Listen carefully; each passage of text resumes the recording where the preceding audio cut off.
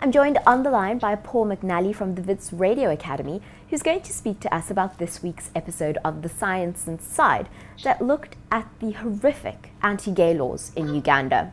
Paul, whenever we speak, we're usually speaking about the wonderful advances that we can make with science and technology. But unfortunately, this week, you're going to speak to us about how science has been horribly misused in Uganda. Yeah, it's true. It really shows how you can use science for evil means, if you want.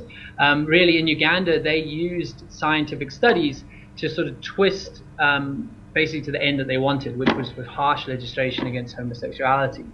And the way they did it was that they actually commissioned a number of scientists to look into the idea of the gay gene. They used lots of research that had been done before, and they were sort of tracking towards this idea that homosexuality is genetic.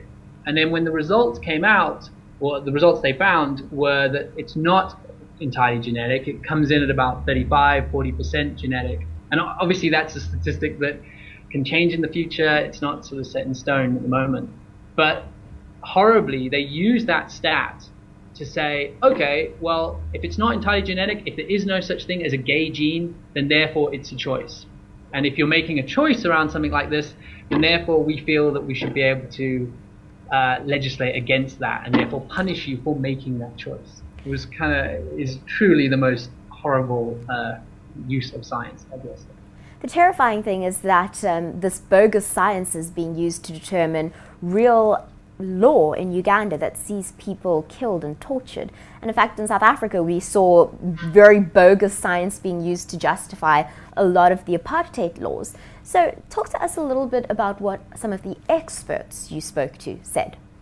Yeah, I mean, they were obviously very impassioned about this topic, even though they were scientists, but also saying how you can, it also promotes how people want to make an argument. And science has sort of become this sort of weapon in ideological debate. So people feel that if they have science to back it, then therefore people should agree with them.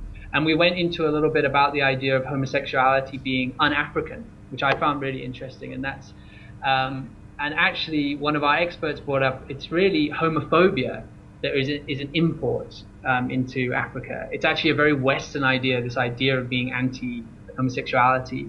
And if you really want to use that, it's more like that's the thing that's un-African. It's being homophobic.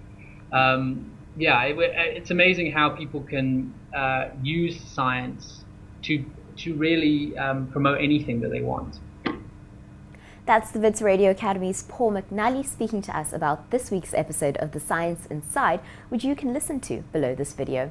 Leave your comments below and don't forget to subscribe to News 24 Live's YouTube channel.